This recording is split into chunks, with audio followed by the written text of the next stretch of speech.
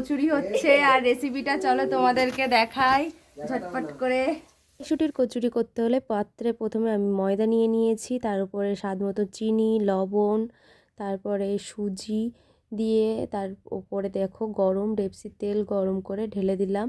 তারপরে ভালো করে চামচ দিয়ে নেড়েচেড়ে নিয়ে আস্তে আস্তে গরম জল দিয়েও নেড়েচেড়ে নেব। জলটা অল্প অল্প করে মেশাবে, ঠান্ডা হয়ে গেলে দেখবে ভালো করে ডো করে নেবে। তারপরে দেখো মিক্সিতে আমি আদা আর লঙ্কাটা বেটে আলাদা করে রাখলাম। তারপরে মটরশুঁটিগুলোও মিক্সি করে নিলাম অল্প জল দিয়ে, বেশি জল দেবে না, শুকনো শুকনো থাকবে। তারপরে কড়াইতে রেপসির তেল, কালো জিরে, হিং আর আদা লঙ্কা বাটা, লবণ একটু স্বাদ মতো দিয়ে ভালো করে নাড়াচাড়া দেবে।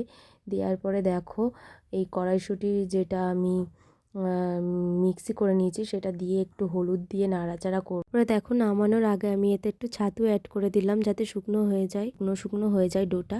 তো যাই হোক, এখানে দেখো আমি নেচি করে নিয়েছিলাম আর এইটাও দেখো কত ঝরঝরে হয়েছে।